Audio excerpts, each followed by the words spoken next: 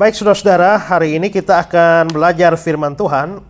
Dan tema yang saya angkat hari ini adalah Kristus Yesus datang ke dunia. Dan kita akan belajar dari satu ayat saja, yaitu 1 Timotius 1 ayat 15. 1 Timotius 1 ayat yang ke-15, mari sama-sama baca. 2, 3. Perkataan ini benar dan patut diterima sepenuhnya. Kristus Yesus datang ke dunia untuk menyelamatkan orang berdosa, dan di antara mereka akulah yang paling berdosa. Ini kata-kata Paulus ya. Perkataan ini benar dan patut diterima sepenuhnya. Kristus Yesus datang ke dunia untuk menyelamatkan orang berdosa, dan di antara mereka akulah yang paling berdosa. Nah, kalau kita baca ayat ini secara berulang-ulang, kita tahu intinya ada di kalimat Kristus Yesus datang ke dunia. Kalau Kristus Yesus memang datang ke dunia, artinya dia berasal dari mana? Bukan berasal dari dunia, ya kan? Karena kalau dia sudah berasal dari dunia, maka tidak bisa dikatakan Kristus Yesus datang ke dunia. Dia jelas bukan berasal dari dunia, baru cocok dikatakan dia datang ke dunia. Dan memang kitab suci berkata dia tidak berasal dari dunia ini. Dalam Yohanes 3 ayat 13 dikatakan bahwa dia telah turun dari surga. Yohanes 8 ayat 23 dikatakan bahwa kamu berasal dari bawah, aku dari atas. Kamu dari dunia, aku bukan dari dunia ini. Jadi jelas Yesus ini adalah manusia unik satu-satunya, karena semua manusia berasal dari dunia. Tapi Yesus satu-satunya manusia yang bukan dari dunia ini. Dan sekali lagi ini menunjukkan bahwa Yesus ini adalah seorang yang berkuasa atas segala sesuatu. Dan dia melampaui nabi-nabi yang lain. Di dalam Yohanes pasal 3 ayat 31 dikatakan begini. Siapa yang datang dari atas adalah di atas semuanya. Siapa yang berasal dari bumi termasuk pada bumi dan berkata-kata dalam bahasa bumi. Siapa yang datang dari sorga di atas semuanya. Nah, kalau yang datang dari sorga di atas semuanya, Yesus ini dari sorga. Maka Yesus di atas semuanya. Yesus di atas Siddhartha Buddha. Yesus berada di atas Muhammad. Yesus lebih di atas Musa. Yesus di atas Konghucu. Yesus di atas semuanya.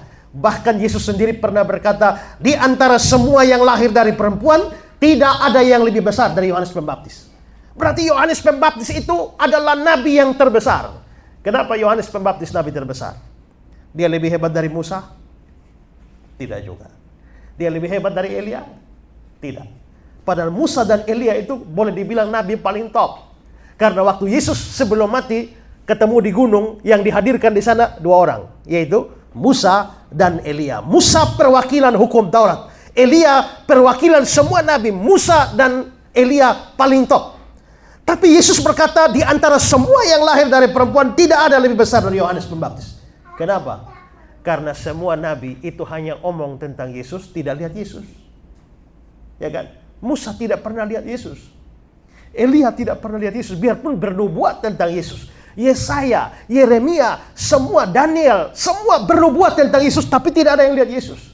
Tapi Yohanes Pembaptis itu orang perjanjian lama yang lihat Yesus. Berarti Yohanes Pembaptis paling tinggi. Tapi Yohanes Pembaptis yang paling tinggi itu dibilang apa? Membuka tali kasutnya pun aku tidak layak. Kalau begitu, seberapa besarkah Yesus? Dia mengungguli seluruh nabi. Dia mengungguli seluruh orang yang paling hebat di dunia ini. Kenapa? Karena siapa yang datang dari surga adalah di atas semua. Maka Yesus memang di atas semuanya. Dan ini pada waktu kita merayakan Natal itu, sebenarnya kita sedang merayakan seorang yang muncul di dalam dunia, tapi sebenarnya tidak berasal dari dunia ini. Nah, kita mau bahas ayat ini ya. Kristus Yesus datang ke dalam dunia. Kita mau bahas beberapa hal. Pertama, mari kita melihat tujuan kedatangan Kristus ke dalam dunia ini. Ini mungkin saudara sudah sering dengar, tapi yang model seperti ini harus terus diperdengarkan. Karena apa? Karena banyak penyesatan datang itu bukan dari hal praktis, tapi dari hal pengajaran. Ya. Kalau tidak ada penyesat yang bilang, saudara-saudara mari kita pergi berzina semua. Tidak ada. Tidak ada orang penyesat dan mari besok kita tidak usah ke gereja lagi. Besok kita merampok semua. Tidak ada. Tapi penyesatan justru datang dari banyak pengajaran. Model seperti siapa tuh? Stephen Erastus itu ya. Waktu Yesus belum jadi Tuhan, terus kapan jadi Tuhannya? Ya. Waktu itu sebelum Yesus jadi Tuhan masih jadi manusia. Nah, model-model seperti ini. Kemarin juga saya lihat di grup itu ada beredar videonya Erastus Sabdono itu, bahwa yang juru selamat itu Yahweh bukan Yesus. Ya. Ini orang ini dokter tapi saya tidak tahu mau bagaimana lagi ya. Karena dia tidak mengerti bahwa Yesus itu adalah Yahweh. Nah, model seperti ini dikhotbahkan oleh orang-orang yang hebat, punya nama besar, tapi ajaran-ajaran sesat itu masuk ke dalam. Nah, dua minggu yang lalu itu yang di Kupang ketika Philip Mantova pergi KKR lalu baptis massal orang-orang di ini, lalu kasih bahasa roh satu lapangan 12.000 orang bahasa roh dengan bala semua ya, dan itu bikin heboh satu kota Kupang sampai ini hari pun perbincangan tidak selesai ya. Saya mendapatkan kopian surat dari PGI untuk ditujukan ke banyak gereja. Dan kenapa sampai seperti itu? Karena banyak gereja itu hanya bicara masalah moral, bicara masalah etika, bicara masalah bagaimana hidup baik, tapi soal ajaran tidak pernah dibicarakan. Nah, itu menjadi masalah yang besar bagi gereja-gereja sekarang, ya. Karena itu maka sesuatu yang benar, sesuatu yang baik, karena Kristen itu menyangkut dua hal sebenarnya, yaitu apa yang kau percaya dan apa yang kau lakukan. Itu dua, Kristen itu dua hal itu. Apa yang kamu percaya, apa yang kamu lakukan. Nah, sekian lama yang orang khotbahkan hanya apa yang harus kau lakukan. Kita harus berdoa, kita harus berpuasa, kita harus bersyukur, kita harus menginjil, kita harus begini. Tapi yang apa yang harus kamu percaya, itu jarang dibicarakan. Nah, karena itu saudara, kalau nanti misalnya ada khotbah-khotbah yang semuanya kok sifatnya kok teoritis saja ya. Misalnya kalau kita mau bicara doktrin Tritunggal, apanya yang mau kita lakukan? Ya, itu bukan untuk sesuatu yang kita lakukan, tapi itu sesuatu yang harus kita percayai. Harus kita percayai. Karena itu maka dalam hal-hal pengajaran semacam ini perlu dipahami, perlu ditangkap. Makanya tidak mengerti, bertanya supaya mengerti. Ya. Kemarin waktu dengan rombongan yang tur yang saya pimpin ini, saya nyaris tidak istirahat. Kenapa? Karena semua bertanya di atas bis. Ya, sepanjang jalan, bahkan kita bangun jam 5 pagi lalu start dengan bis ini mengantuk, Pak. Bisa bertanya, Pak? Saya bilang sabar dulu, masih ngantuk semua. Ya. Karena semua tidur, hanya kamu yang bertanya. Kalau kamu bertanya, saya jawab hanya untuk kamu. Karena semua sudah melek matanya, saya jawab bisa untuk semua orang. Ya. Nah, saya bilang bahwa sudah perhatikan Yohanes 14 ayat 6 itu ayat yang penting sekali. Akulah jalan, kebenaran dan hidup. Tidak seorang pun sampai pada Bapa kalau tidak melalui aku. Ya. Hebat kan ayat itu kan? Kata-kata siapa? Yesus. Tapi saudara lihat kalimat pertama, jawab Yesus. Itu berarti Yesus sedang jawab pertanyaan. Mengapa Yesus menjawab? Menjawab siapa? Karena ayat sebelumnya Filipus bertanya, Tuhan, kami tidak tahu jalan ke situ. Jawab Yesus, akulah jalan. Untung Filipus tanya. Itu, kalau Filipus tidak bertanya, itu ayat tidak muncul. Maka rugilah seluruh orang Kristen sepanjang zaman, ya kan? Jadi orang bertanya itu bagus sebenarnya. Tapi bertanya itu tidak untuk diri sendiri, tapi untuk banyak orang. Karena ada banyak orang tidak tahu, tapi dia tidak tahu apa yang dia tidak tahu. Nah, dengan bertanya, maka orang yang tidak tahu apa yang dia tidak tahu, dia menjadi tahu. Ya. Nah, kembali kepada poin kita, tujuan kedatangan Kristus datang ke dalam dunia. Perhatikan ayat 15. Kata-kata yang saya garis bawahi, untuk menyelamatkan orang berdosa. Jadi tujuan Kristus datang ke dalam dunia untuk menyelamatkan orang berdosa. Nah, orang berdosa itu, dan itu berarti bahwa orang berdosa tidak bisa menyelamatkan diri sendiri. Karena kalau orang berdosa bisa menyelamatkan diri sendiri, tidak perlu Yesus datang. Bahwa Yesus datang untuk menyelamatkan orang berdosa, secara implisit mengatakan orang berdosa tidak bisa menyelamatkan diri sendiri. Saya pernah mendengar ilustrasi bahwa ini seperti monyet yang masuk ke dalam lumpur. Ya, monyet yang masuk ke dalam lumpur, ini lumpur hidup yang kalau bergerak, kalau tidak bergerak turun pelan-pelan. Kalau bergerak turunnya makin cepat. Ya, lalu monyet itu sadar dia akan segera mati, lalu monyet mau menyelamatkan diri sendiri dengan memegang kepalanya dan dia tarik ke atas, tarik ke atas, tarik ke atas. Bisakah monyet mengeluarkan diri sendiri dari lumpur? Tidak bisa. Harus ada pihak luar atau ada tangan dari luar yang memegang dia, tarik dia keluar, baru dia bisa keluar. Begitulah orang berdosa tidak mungkin menyelamatkan diri sendiri, ya. Dan karena itulah juga maka Yesus adalah menjadi penyelamat atau juru selamat. Lukas 2 ayat 11, hari ini waktu Natal itu telah lahir bagimu juru selamat. Nah, ini Erastus bilang, bukan Yesus juru selamat, Yahweh Bapa juru selamat. Lah ayat ini bilang Yesus juru selamat. Ya. Matius 1 ayat 21, dialah yang akan menyelamatkan umatnya dari dosa mereka. Nah, saudara perhatikan ini. Manusia berdosa sama sekali tidak bisa menyelamatkan diri sendiri. Tapi Yesus menjadi juru selamat. Dengan demikian, secara mutlak Yesuslah yang membuat orang berdosa menjadi selamat tanpa andil sedikit pun dari orang berdosa itu. Ya, kita orang berdosa, kita diselamatkan 100% oleh Yesus.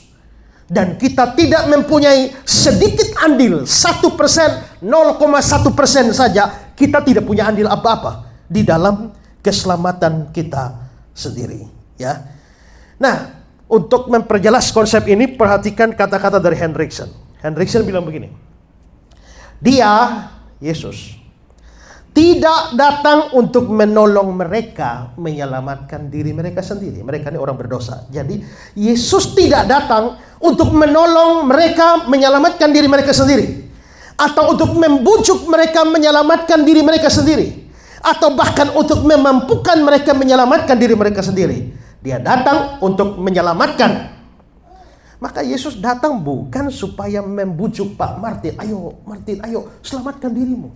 Bukan. Yesus tidak datang untuk menolong, ya ayo selamatkan, tapi saya gak bisa, saya tolong kamu. Kalau Pak Martin mau ujian, saya bisa menolong beliau kan ya, mempersiapkan, ayo belajar, kalau tidak tahu tanya. Ya. Tapi Yesus datang bukan untuk menolong kita menyelamatkan diri kita, atau tidak datang untuk memberi kemampuan kita menyelamatkan diri kita sendiri. Tidak. Dia menyelamatkan. Ya. Dan ini betul. Yesus tidak datang untuk tujuan seperti itu. Perhatikan kata Loren Bednar. Dia bilang begini. Dr. Warfield, maksudnya Benjamin Warfield, mengatakan orang berdosa ada dalam kebutuhan, bukan terhadap bujukan atau bantuan untuk menyelamatkan diri sendiri, tapi secara tepat terhadap penyelamatan. Dan Yesus Kristus telah datang bukan untuk menasihati atau mendesak atau membujuk atau menolong dia menyelamatkan diri sendiri, tetapi untuk menyelamatkannya. Jadi tidak pernah Yesus datang untuk membujuk saudara menyelamatkan diri saudara, atau memampukan saudara menyelamatkan diri saudara. Tidak. Ya, membujuk saudara, ayo selamatkan dirimu. Tidak. Dia datang untuk menyelamatkan. Mengapa begitu? Karena Alkitab mengatakan bahwa orang berdosa itu adalah orang yang sudah mati secara total dalam urusan rohani. Efesus 2 ayat 1. Kamu dahulu sudah mati karena pelanggaran-pelanggaran dan dosa-dosamu. Kamu sudah mati. Jadi orang berdosa itu adalah orang yang sudah mati secara rohani. Nah saudara, bagaimana membangkitkan orang mati? Bisakah kita membujuk orang berdosa supaya bangkit? Ya, Pak Rudi telah meninggal dunia. Ayo kita bujuk beliau untuk bangkit. Coba kau bujuk, coba. Ya. Maka berapa banyak pun orang membujuk tidak bisa bangkit. Supaya Pak Rudi bisa bangkit itu tidak bisa ada orang memberi kemampuan buat Pak Rudi untuk bangkit. Gak bisa. Terus yang terjadi harus apa? Ya harus ada yang membangkitkan beliau dan beliau tidak bisa punya andil 0,1%, 0,0001% pun untuk membangkitkan diri, tidak bisa.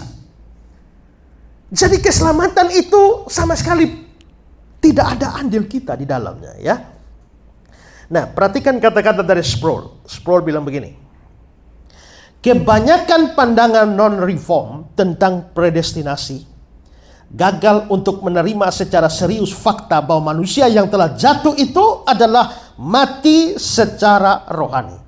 Pandangan-pandangan Injili yang lain mengakui bahwa manusia itu jatuh dan bahwa kejatuhan itu merupakan persoalan yang serius. Mereka bahkan mengakui bahwa dosa adalah satu problem yang radikal. Mereka dengan cepat mengakui bahwa manusia bukan sekedar sakit, tetapi sakit yang mematikan, sakit menuju pada kematian. Tetapi dia belum sungguh-sungguh mati.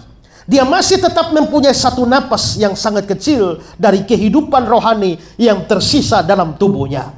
Dia tetap mempunyai suatu pulau yang sangat kecil dari kebenaran yang tersisa dalam hatinya. Suatu kemampuan moral yang sangat kecil dan lemah tertinggal dalam kejatuhannya. Jadi maksudnya ada orang memang percaya semua manusia berdosa, tapi kalau Alkitab bilang manusia mati secara total, orang-orang ini mengatakan tidak.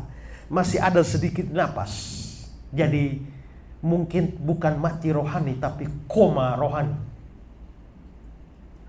Jadi masih ada sedikit respon. Lalu Sproul itu menceritakan suatu ilustrasi untuk menggambarkan konsep ini. Dia bilang begini, orang berdosa itu seperti orang yang sakit parah, ya. Nah, usah itu belum, ya. Orang berdosa itu seperti orang sakit parah dan dia sama sekali tidak mempunyai kemampuan menyembuhkan diri sendiri. Orang ini hanya tidur saja. Ambil contoh begitu, ya. Pak Martin ini sudah sakit betul-betul, sudah parah, tidak bisa apa-apa deh. Bisa selamatkan diri, bisa sembuhkan, tidak bisa. Ya. Lalu datanglah saya, dokter hebat, dokter number 1 in the world, dengan obat number 1 in the world. Kalau saya datang dan saya kasih obat, itu pasti sembuh, pasti. Yes. Maka beliau sudah sekarat, ya. Datang dokter hebat, bawa obat hebat. Ada andil beliau supaya sembuh? Ada nggak? Dan sekarang coba, saya dokter hebat, saya bawa obat hebat. Terus kalau dia nggak mau minum, minimal ada sedikit tindakan dia, bukan? Apa? Buka mulut. Jadi berarti dalam kesembuhan dia, apakah 100% saya? Saya mungkin 99,9%. Tapi 0,1 harus dari dia. Karena kalau dia nggak mau buka mulut, atau dia buka mulut tapi nggak mau telan, dia mati. Jadi kesembuhan dia adalah 99%, 9,9%, Ezra 0,1 Martin. Maka Martin mempunyai andil 0,1 dalam kesembuhannya. Ya. Nah, kalau model seperti itu, maka memang tidak bisa dikatakan bahwa 100% kesembuhan karena saya. Nah, tentang pandangan semacam ini, Sproul memberikan pandangannya. Analogi ini hampir bersikap adil kepada Alkitab, hampir. Dan ajaran Paulus hampir tentang kasih karunia dari kelahiran baru. Tapi tidak betul-betul demikian. Alkitab tidak berbicara tentang orang-orang berdosa yang sakit secara mematikan. Menurut Paulus, mereka adalah mati. Tidak ada sedikit pun kehidupan tersisa di dalam mereka. Jika mereka mau dibuat hidup, Allah harus melakukan lebih dari menawarkan obat kepada mereka. Orang mati tidak akan membuka mulut mereka untuk menerima apapun. Rahang-rahang mereka dikunci dalam kematian. Kekakuan mayat telah tiba. Mereka harus dibangkitkan dari kematian. Mereka harus menjadi ciptaan-ciptaan baru, dicangkokkan oleh Kristus dan dilahirbarukan oleh Roh. Harus begitu. Nah, Sproul juga memberikan gambaran atau ilustrasi yang lain. Ini adalah misalnya orang berdosa itu sama seperti orang yang tenggelam di laut. Nah, sudah tenggelam, hilang di permukaan laut, muncul nongol satu kali. Lalu setelah itu hilang lagi di bawah, nongol kedua kali. Ya. Dan dia satu kali turun lagi, dia nggak nongol lagi. Dia sudah mati terus. Ya. Lalu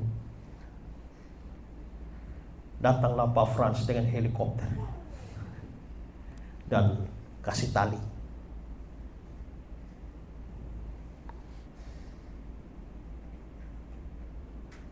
Bagaimana supaya orang yang tenggelam itu selamat?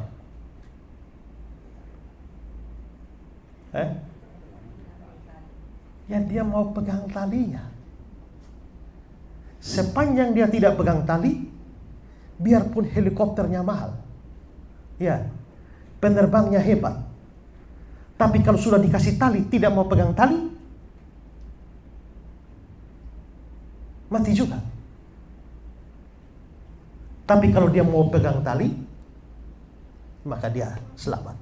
Pertanyaannya, dia selamat, ada andil dia? Ada. Apa? Pegang tali. Jadi apakah keselamatan dia 100% dari Pak Frans? Tidak.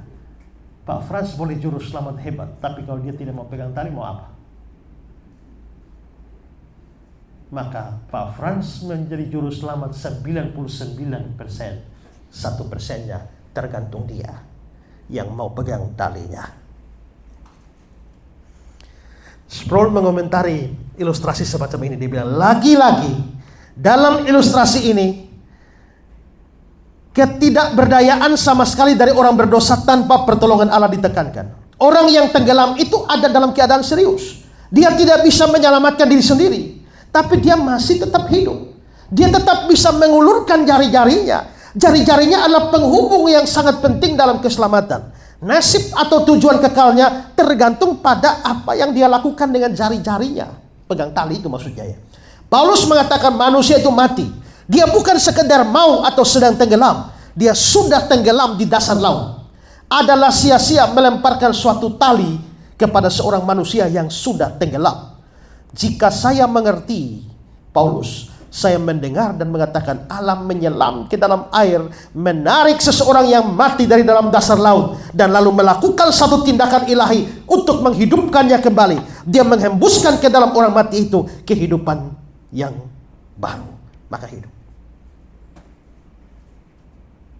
Ya, jadi ini bukan orang masih hidup yang bisa berespon, tidak. Ya, sama seperti orang yang mati tidak mempunyai andil sedikit pun dalam kebangkitannya, maka kita orang berdosa sebenarnya tidak punya sedikit andil di dalam menyelamatkan diri kita sendiri. Nah, kalau kita benar-benar, jadi sekarang orang seringkali dengar gini ya, Yesus telah mati dan menebus kamu, dan sekarang terserah kamu.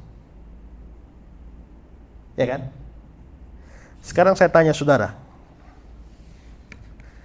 kalau Yesus sudah mati di kayu salib menebus saudara,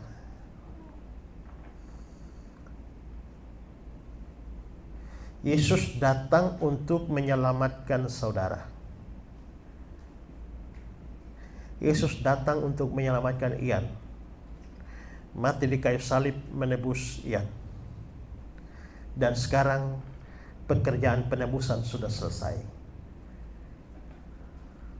Apakah Ian otomatis selamat?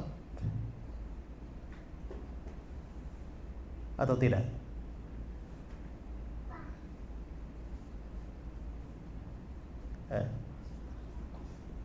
Yesus datang mati menebus itu penjahat-penjahat itu. Apakah penjahat-penjahat otomatis selamat?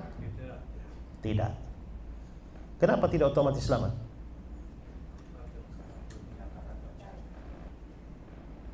Ya kalau nggak percaya bagaimana bisa selamat? Ya kan? Nah kalau begitu, biarpun Yesus sudah mati di kayu salib, tapi kalau Ian tidak mau percaya, Ian bisa selamat? Kalau begitu Yesus menyelamatkan masih tergantung Ian. Jadi Yesus pun tidak bisa menyelamatkan Ian kalau Ian tidak mau. Begitu.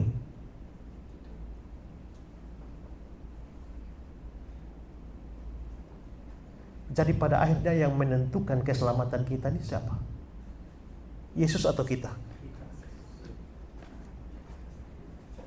Yang menentukan Ian selamat ini adalah Ian atau Yesus? Atau kerjasama antara Ian dan Yesus?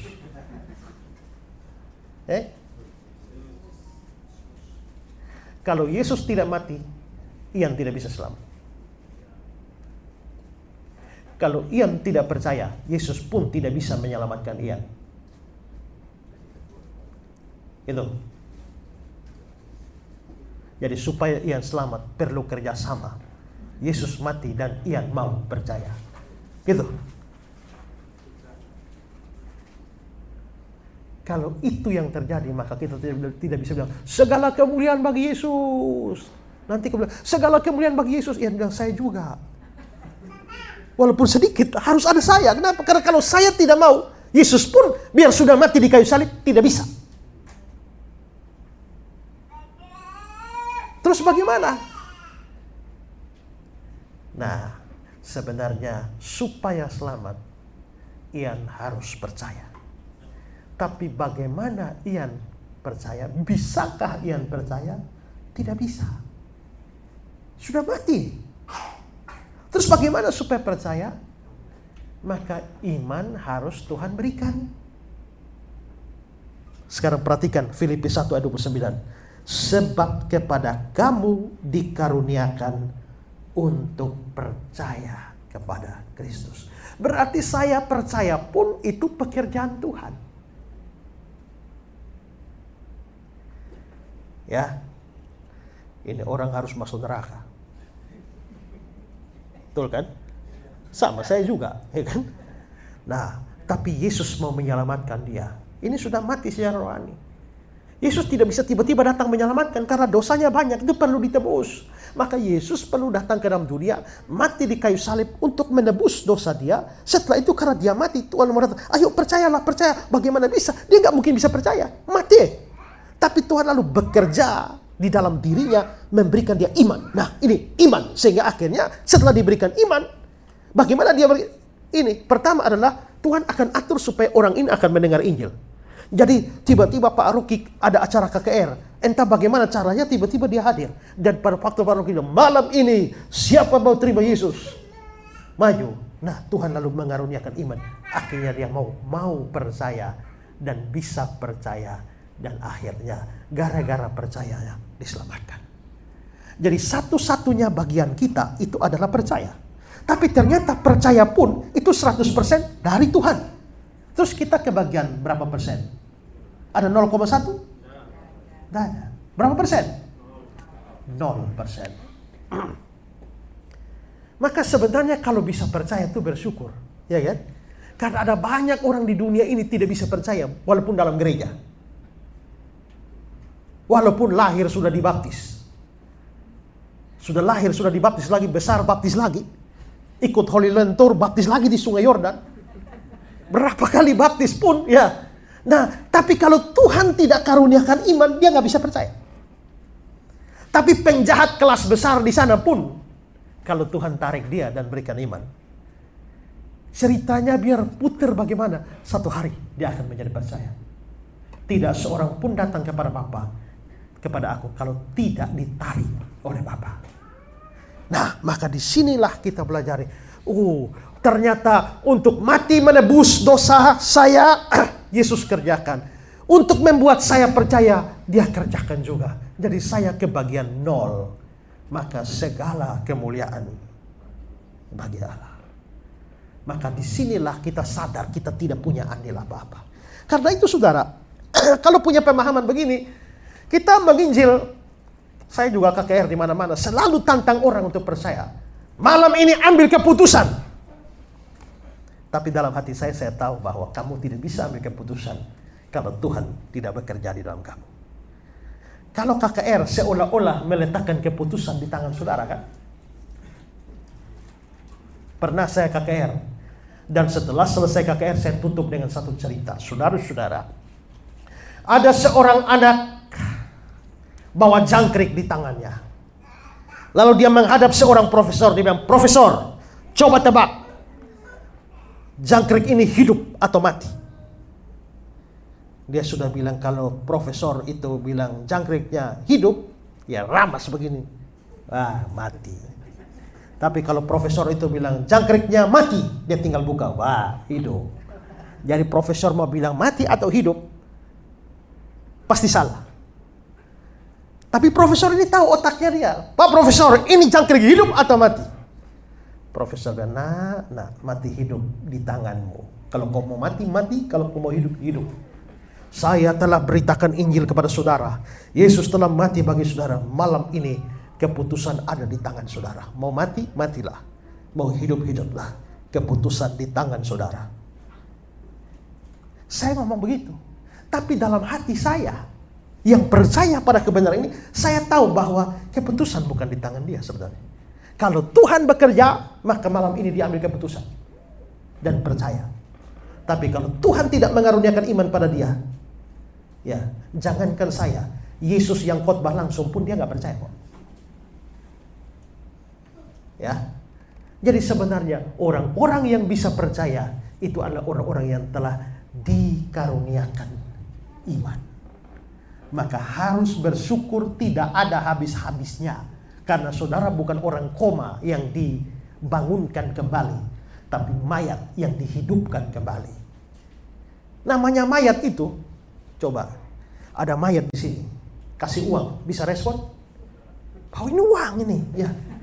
Bawa sei babi, ya, daging babi, goyang-goyang taruh di hidungnya, ada respon? Kili. Ada respon? Tidak. Bagaimana bisa respon? Kasih hidup dia dulu. Nah, kita orang berdosa tuh mau dikasih khotbah macam apapun, mau dikasih ya mujizat macam apapun, tetap tidak bisa percaya. Kecuali Tuhan bekerja, memberikan iman. Baru dia mata melek. Wah, ajaib benar anugerahnya. Sehingga akhirnya dia bisa percaya. Oke? Kalau begitu, sekarang yakinlah bahwa selamat itu 100% dari Tuhan. Dari Yesus. Yesus datang bukan untuk memberi kemungkinan keselamatan. Yesus datang bukan untuk memberikan kemampuan untuk menyelamatkan diri. Yesus datang bukan untuk membujuk saudara supaya menyelamatkan diri. Dia datang untuk menyelamatkan. Oke, paham? Ya. Sekarang yang kedua. Kalau memang Yesus datang tujuan itu, respon kita itu apa? Bagaimana kita harus berespon? Ada beberapa respon yang harus kita berikan. Pertama, menyadari dan mengakui diri sebagai orang berdosa, serta mengingat dosa itu. Nah, setelah mengungkapkan tujuan Kristus datang, Paulus lalu mengatakan kalimat begini di akhir ayat 15. Yesus datang untuk menyelamatkan orang berdosa, dan di antara mereka akulah yang paling berdosa. Apa sebenarnya maksud Paulus menegaskan dirinya adalah yang paling berdosa? Nah, ini akan saya jelaskan nanti, tapi Jelas di sini bahwa setelah bicara Yesus datang menyelamatkan orang berdosa, langsung disusul dengan kesadaran diri Paulus bahwa dia adalah orang berdosa. Maka setelah kita sadar Yesus datang untuk menyelamatkan kita, kesadaran yang harus ada adalah sadar diri adalah orang berdosa. Kalau orang tidak sadar dirinya orang berdosa, dia nggak mungkin merasa membutuhkan juru selamat. Martin Luther mengatakan begini, pengenalan akan dosa adalah permulaan atau awal keselamatan. Thomas Curley, dia bilang dosa yang paling mematikan adalah ketidaksadaran akan dosa. Saya pernah pelayanan di Rote, satu pulau di NTT. Lalu ada orang datang bilang, Pak, ada orang yang sudah sakit, rasanya tidak bertahan lama. Bisa ke sana dan injili dia? Oke.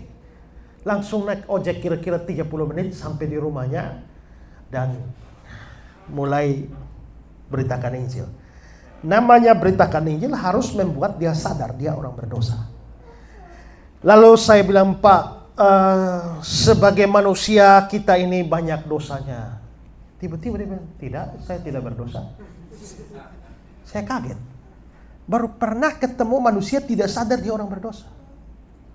Tapi saya pikir mungkin orang kampung kurang paham. Ya mungkin Bapak pernah mencuri. Dia bilang, tidak. Bapak pernah tipu orang. Tidak. Bapak pernah maki orang. Tidak, saya tidak pernah maki orang. Bapak pernah absen gereja. Tidak, saya pergi ke gereja terus. Pernah berzina? Tidak. Saya tidak pernah berzina. Saya sebut banyak dosa, tidak terus. Saya ini orang ini rasa diri suci. Ya. Nah, kalau dia rasa diri suci, dia tidak merasa perlu untuk diselamatkan. Tidak perlu juru selamat. Ya, saya terus ulang-ulang banyak dosa. Lalu saya bilang, mungkin Bapak pernah ambil punya orang, barangnya orang. Dia bilang, tidak. Saya dalam hati, Tuhan tolong bikin orang ini sadar dia orang berdosa. Setelah saya omong dia bilang, saya tidak pernah ambil punya orang. Hanya teman-teman pernah ambil kambing orang. Saya hanya ikut makan. Nah, saya bilang, nah itu juga dosa. Ya. Nah, dosa itu sudah layak buat Bapak masuk neraka. Ya, akhirnya saya terus menginjili dia.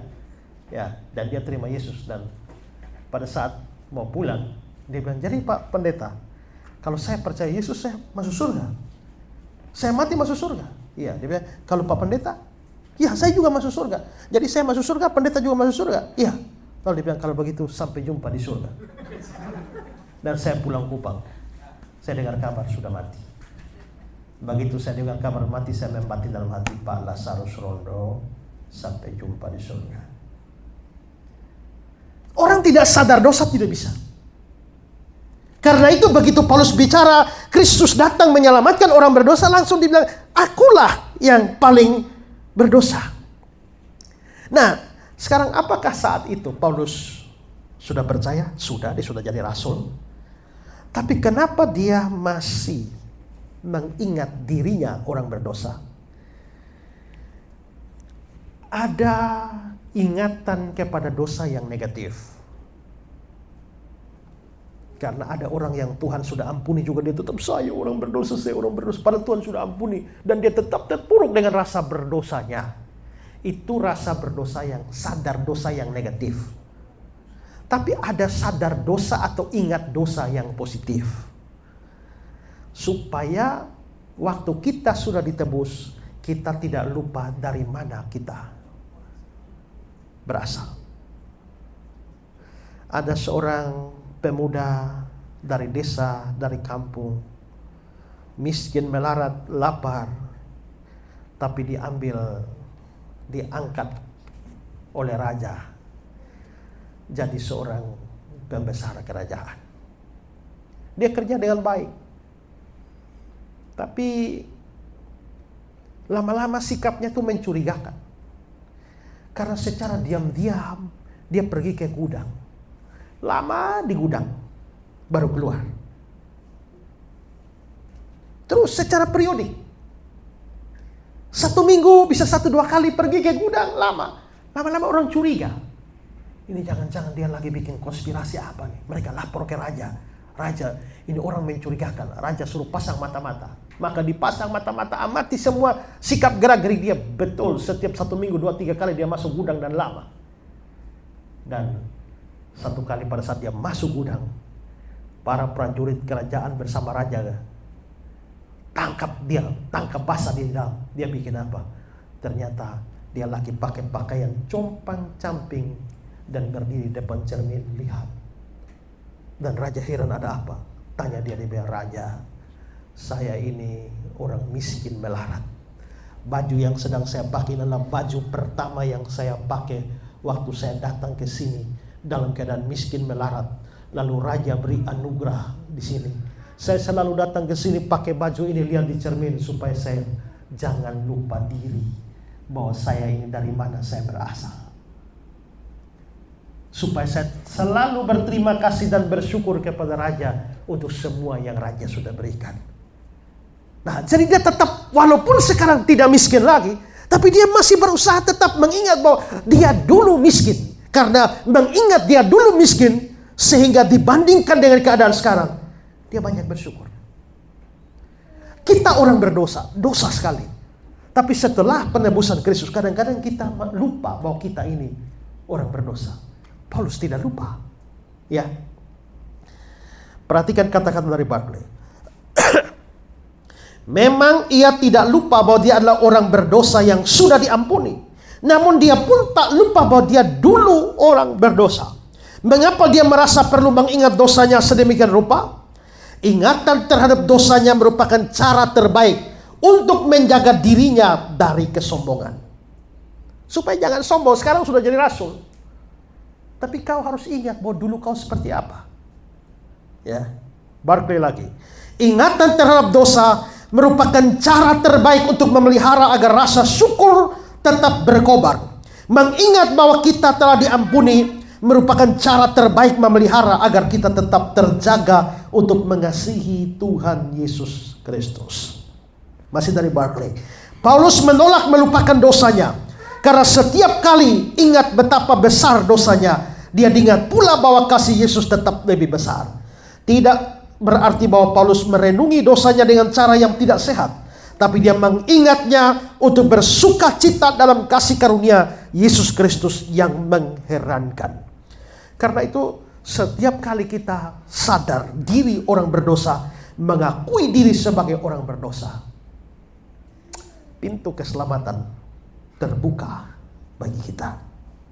Tapi setelah kita diselamatkan, jangan lupa dari mana Tuhan menyelamatkan kita.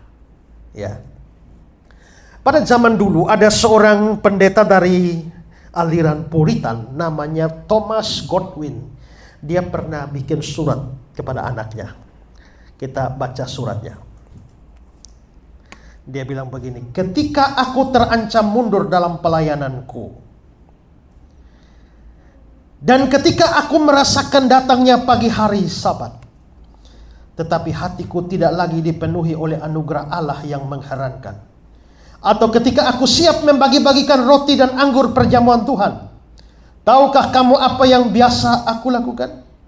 Aku membalik-balik dosa-dosaku di masa lalu, dan selalu berakhir dengan penyesalan serta hati yang remuk. Kemudian baru aku siap mengajarkan sesuatu yang diajarkan sejak semula, yaitu pengampunan dan dosa. Aku tak pernah berpikir untuk naik mimbar tanpa berhenti sejenak di kaki tangga untuk mengenang dosa-dosaku di waktu-waktu yang telah lewat. Aku tidak pernah menyusun khotbah tanpa lebih dulu menengok ulang daftar dosa yang aku lakukan di masa muda, di seluruh kehidupanku sampai kini, dan di waktu pagi hari Sabat. Ketika hatiku demikian dingin dan kering karena kurangnya doa sepanjang minggu itu, membalik-balik masa laluku sebelum naik mimbar selalu menghancurkan kekerasan hatiku dan membuat jiwaku dekat dengan Injil sebelum aku berkhotbah. Kalau saya lihat hari ini, wow, Ezra hebat ya. Saya jadi orang terkenal, kemana-mana dikenal orang, sampai bosan terima foto. Ketemu rombongan tur di Mesir, itu rombongan meninggalkan kepala tur mereka, semua mau ikut saya. Mungkin saya salah satu penulis yang paling produktif, karena hampir 250 buku sudah saya tulis. Hebat sekali saya. Kalau saya ingat semua itu, kepala bisa besar kan? Tapi ketika saya ingat saya ini siapa, dulu nih saya siapa? Sampah kotor yang Tuhan pilih, yang Tuhan poles, yang Tuhan bentuk, sampai hari ini pun bentukannya juga belum selesai juga. Begitu ingat semua, penuh kekurangan, penuh kelemahan, banyak sifat jeleknya yang rasanya tidak kurang-kurang juga. Kalau ingat semua itu, lalu sadar dan reda hati. Tapi kalau lihat keadaan sekarang, waduh, rasanya hebat ya. Rasanya lebih top ya dari banyak orang ya. Tapi kalau lihat keadaan dulu dan ingat dari mana Tuhan mengangkat, kita pasti tunduk. John Newton, ini orangnya, ya. John Newton ini seorang penjual budak di Afrika. Kerjanya naik kapal tangkap-tangkap, itu orang biasa, masih zaman perbudakan. Kebanyakan orang Afrika itu yang ditangkap, yang hitam-hitam, dikejar dengan kuda, ikat seperti binatang, lalu jual. Ya, dia seorang penjual budak. Tapi waktu kapalnya hampir tenggelam, dia berdoa dan bertobat kepada Tuhan, ya, dan menyerahkan diri pada Tuhan. Lalu akhirnya dia menulis lagu yang sangat terkenal. Amazing Grace, how great the song that saved a wretch like me. Dan dia selalu mengingat dirinya adalah orang berdosa, supaya tidak buat dia sombong. Di rumahnya John Newton, dia menulis dengan huruf yang besar dan menaruh pada posisi yang tidak mungkin dia tidak lihat tiap kali dia masuk rumah. Begitu buka pintu, pasti matanya ke depan, selalu lihat. Dan dia tulis ayat di sana, Ulangan 24 ayat 22. Ya, haruslah kau ingat bahwa engkau pun dahulu budak di tanah Mesir. Maksudnya ini seperti Israel. Israel itu jangan sombong. Ingat, dulu tuh kau budak di Mesir. Baru Tuhan angkat kamu. Tuhan bikin mujizat besar, membawa kamu keluar dari Mesir. Harus kau ingat bahwa engkau dahulu pun budak di tanah Mesir. Bahkan sebelum John Newton mati, dia sudah persiapkan batu nisannya. Tulis, ini batu nisannya John Newton yang dipasang di kubur. Dia tulis sendiri sebelum mati. Siapkan. Apa artinya? Saya berikan terjemahannya.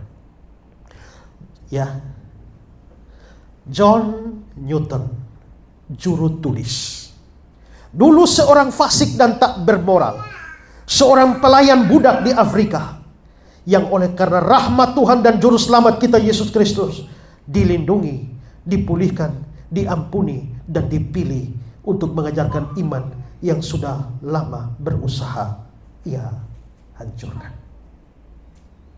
Di batu nisan dia masih katakan dia dulu seorang fasik tidak bermoral. Tapi dia ingat juga anugerah Allah. Maka ingatan akan anugerah Allah tidak boleh menghapuskan ingatan juga pada keadaan kita, supaya kita tetap rendah hati.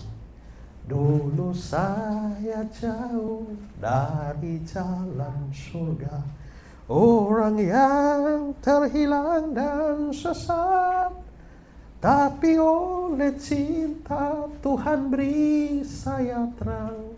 Waktu Tuhan tolong saya. Itu lagu sangat-sangat berarti, ya, untuk membuat kita ingat, sadar dosa, dan tidak lupa diri sebagai orang berdosa. Itu respon kita. Kedua, menyadari bahwa tidak ada orang berdosa yang tidak bisa diselamatkan oleh Kristus, karena terlalu besar dosanya. Nah, Paulus di ayat 15 itu mengatakan, di antara mereka aku yang paling berdosa. Nah, pertanyaan adalah bahwa apakah dari seluruh orang berdosa di dunia ini memang Paulus orang paling berdosa? Saudara pernah ketemu orang lebih jahat dari Paulus? Pernah nggak? Ya? Kayaknya ada ya. Ada dan banyak itu loh. Itu dari Kei sana juga ada lebih jahat dari Paulus juga banyak itu ya. Ya, dari Timor sana juga lebih banyak. Di mana-mana saya rasa ada begitu banyak orang lebih jahat dari Paulus. Tapi mengapa Paulus mengatakan di antara orang-orang berdosa akulah yang paling berdosa? Nah, ada yang mengatakan bahwa di sini Paulus terlalu keras pada diri sendiri. Dia anggap diri paling berdosa, padahal tidak. Tapi kalau begitu artinya ya Alkitabnya jadi salah dong. Ya. Ada yang mengatakan bahwa kata-kata Paulus di sini merupakan suatu hiperbola, membesar-besarkan sesuatu yang merupakan gaya bahasa. Jadi dia sadar diri orang berdosa, tapi dalam gaya bahasa hiperbola dia mengatakan dia paling berdosa. Ada yang mengatakan bahwa ini hanya penilaian yang subjektif saja dari Paulus. Jameson, Fausset, and Brown bilang begini, bagi setiap orang berdosa, dosa-dosanya selalu kelihatan lebih besar daripada dosa-dosa orang lain yang tidak pernah bisa dia ketahui seperti dia mengetahui dosa sendiri. Ini sama seperti orang laki-laki kalau sudah jatuh cinta sama perempuan, dia anggap itu perempuan paling cantik di dunia bagi dia. Tapi kalau dilihat secara objektif juga mungkin ceweknya tuh menyedihkan, ya kan? Tapi dalam hati dia, kamu paling cantik. Dulu ada lagu, biarpun Madonna cantik, Marilyn Monroe juga cantik, tetapi bagiku lebih cantik Nyai, ya kan? Nah, Marilyn Monroe, Madonna boleh cantik, bagiku Nyai lebih cantik, ya. Padahal kalau mau banding objektif ini, Nyai tidak ada apa-apa dengan Madonna, ya. Nah, jadi itu perasaan subjektif. Ada yang mengatakan bahwa yang dimaksudkan di sini orang-orang berdosa bukan orang berdosa sepanjang zaman, tapi orang-orang berdosa yang termasuk orang-orang pilihan sampai dengan saat itu. Ya. Seperti kata Hendrickson, dia pasti memaksudkan dari semua orang berdosa, untuk siapa Kristus Yesus datang ke dunia untuk menyelamatkan, akulah yang terbesar. Saya kira ini penafsiran yang jauh lebih baik. Jadi maksudnya begini, bukan Paulus sedang membandingkan diri dengan seluruh orang sepanjang zaman, seluruh orang berdosa sepanjang zaman, bukan. Ada orang berdosa yang bukan orang pilihan yang sampai sekarang mati dalam dosa. Tapi maksudnya dari orang-orang berdosa yang sudah diselamatkan ini, sampai zaman Paulus menulis, yang dia tahu adalah dialah yang paling berdosa. Setelah zaman dia mungkin ada, tapi minimal pada saat Paulus menulis surat ini, di zaman dia, semua orang yang menjadi percaya pada Kristus dari orang berdosa, dia paling berdosa. Saya kira penafsiran ini jauh lebih dapat diterima, ya. Dan ini cocok dengan kata-kata di antara mereka, yang menunjuk pada orang-orang yang diselamatkan oleh Kristus. Kita banding dengan Efesus 3:8. Kepadaku yang paling hina di antara orang-orang kudus.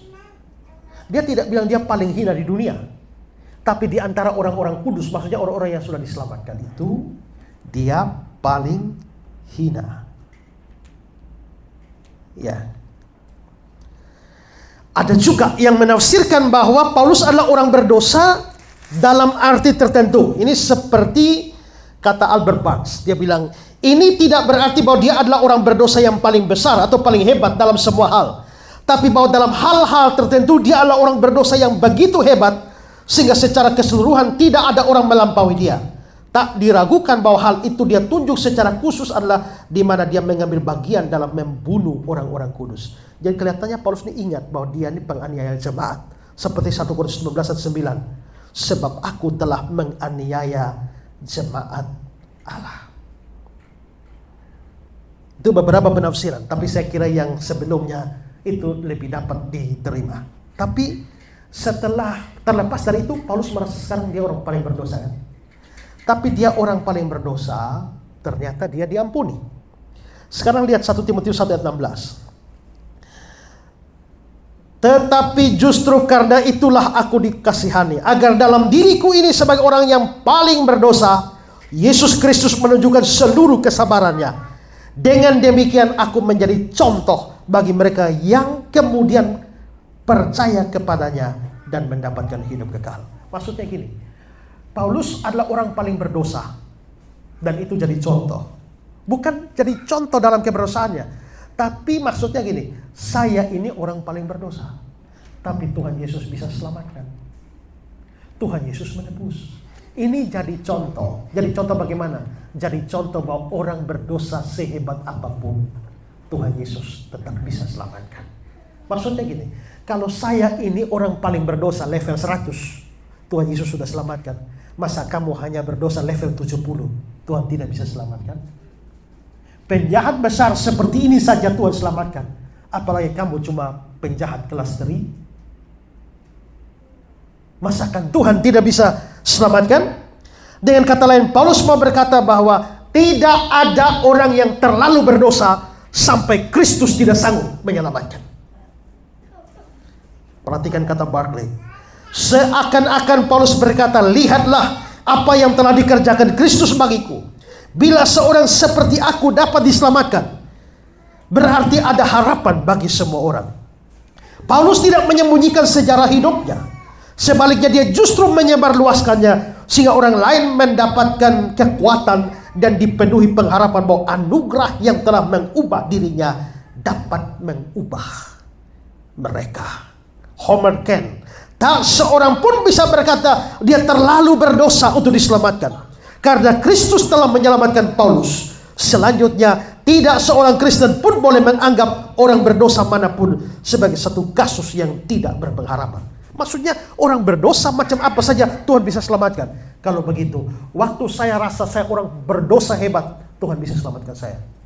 Tapi pada waktu saya lihat, ini ibu ini orang pendosa besar, Tuhan tidak selamatkan kamu lagi, kamu terlalu berdosa. Tidak bisa juga. Karena kalau yang paling top di dalam dosa Tuhan bisa selamatkan, maka selain itu tetap ada harapan bagi orang berdosa. Kalau ada yang merasa dosanya terlalu besar untuk diampuni sehingga meragukan keselamatan saudara, apa yang ditulis di sini itu menjadi contoh, ya.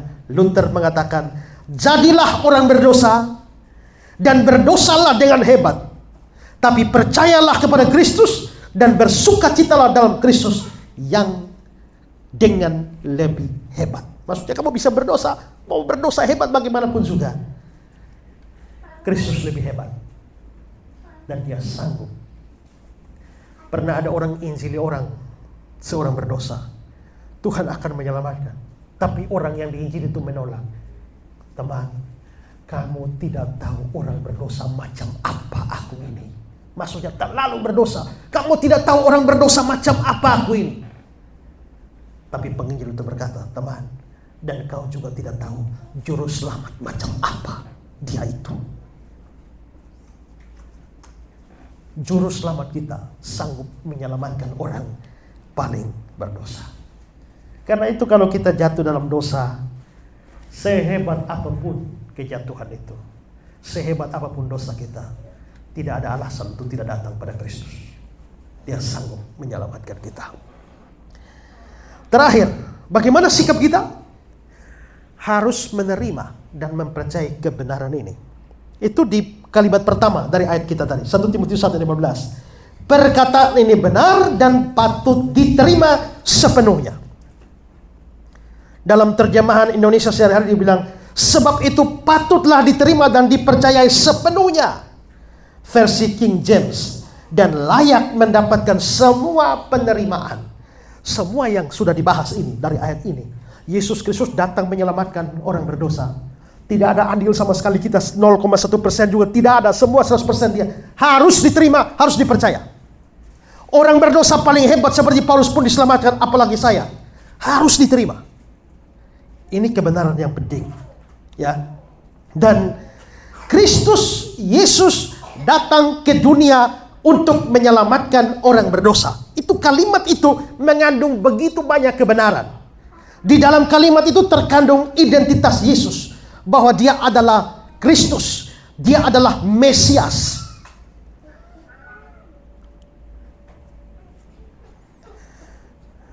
Sekian lama saya tahu bahwa ketika orang pergi ke Tour Holy Land itu, kalau saudara pergi ke tembok ratapan, saudara lihat di lubang-lubang batu itu ada begitu banyak tusukan-tusukan. Saya tahu itu, lama sudah tahu. Tapi kemarin saya pergi ke salah satu reruntuhan sinagog. Itu rumah ibadah orang Yahudi. Di Kapernaum. Itu hanya penggalian arkeologi lalu menemukan itu. Ternyata di situ pun di dalam sela-sela batu itu juga begitu banyak kertas. Ya, lalu saya cabut beberapa itu. Nah, kertas-kertas doa. Saya nggak tahu itu bahasa apa, pokoknya bahasanya aneh semua, ya. Nah, tapi saya coba buka baca, ya, nggak tahu apa, tapi ternyata banyak doa-doa di situ. Ada orang minta anak, tusuk di batu itu, ya. Ada orang mau naik pangkat, tusuk di batu situ, bawa doa-doa. Full. Ya, termasuk di tembok ratapan itu. Tapi ada orang bertanya, Pak, kenapa orang Yahudi di tembok ratapan tuh baca-baca Alkitab lalu berdoa-berdoa? Oh, itu mereka sedang meratap. Mereka meratap karena mengingat Bait Allah dan Yerusalem yang hancur tahun 70 itu, sambil memohon.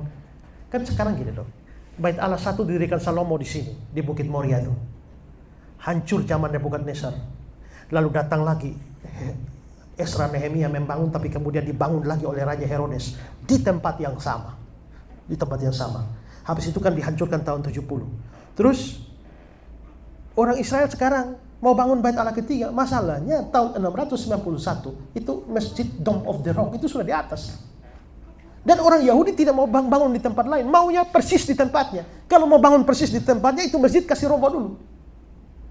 Nah, kalau masjidnya dirobohkan, itu masjid kudusnya orang Islam itu. Karena di atas batu, di dalam itu ada batu. Batu hitam. Batu hitam itu dipercaya oleh orang Yahudi tempat Abraham mau menyembelih Ishak. Nah, itu di batu itu. Tapi di batu yang sama, orang Islam percaya bahwa Muhammad naik ke surga itu ya dari batu itu. Makanya dikuduskan. Nah, orang Yahudi sudah hilang tahun 70, dihancurkan, sudah lempar ke seluruh dunia. Datanglah penguasa Islam. Ya. Lalu dia lihat ini batu nih, aduh ini Muhammad naik dari sini kok tidak dibikin apa-apa. Makanya dia bangun masjid itu. Tahun 691 orang Yahudi masih di seluruh dunia. Tiba-tiba orang Yahudi pulang 1948. Mau bangun lagi di sini. Hancurkan dulu itu masjid. Kalau begitu kita perang dunia ketiga.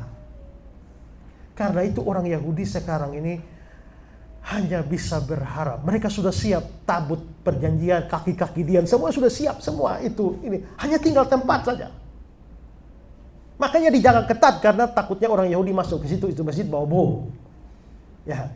Nah, karena itulah muncul kerinduan untuk bangun Bait Allah. Tapi sampai hari ini tidak bisa. Karena itulah mereka berdoa, menangis-menangis di tembok itu, Mesias datanglah, datanglah. Tujuannya apa? Kalau Mesias datang, tidak perlu mereka bom itu masjid. Mesias datang, habis semua. Dan Mesiaslah yang akan bangun Bait Allah 3. Mereka persiapan. Masalahnya Mesias sudah datang 2000 tahun yang lalu, yang sudah kalian bunuh. Mesias itu yang orang Kristen percaya Yesus itu. Tapi karena mereka tidak percaya Yesus itu Mesias, maka mereka sampai hari ini masih menantikan Mesiasnya untuk bangun Bait Allah. Mesias itu bahasa Ibrani. Bahasa Yunaninya Kristus. Bahasa Arabnya Al-Masih. Nah, ayat ini berkata, Kristus, Yesus datang ke dunia. Berarti Yesus itu Kristus. Yesus itu Mesias. Kepercayaan ini harus kamu terima. Kristus Yesus telah datang ke dunia. Berarti dia tidak dari dunia ini. Dia dari surga. harus kamu terima. Kristus Yesus datang. Kalau datang berarti sebelum datang dia sudah harus ada. Ini kekekalan. Maka kebenaran tentang kekekalan Kristus harus kamu terima. Untuk menyelamatkan orang berdosa harus kamu terima. Orang paling berdosa dia selamatkan, harus kamu terima. Maka kebenaran ini harus diterima sepenuhnya. Itu seluruh inti Injil. Nah, karena itu maka semua orang yang percaya kebenaran ini akan diselamatkan. Nah, biasanya orang merayakan Natal hanya celebration saja. Tapi waktu khotbah Natal saya pernah memberikan kalimat seperti ini yang saya kutip dari buku saya.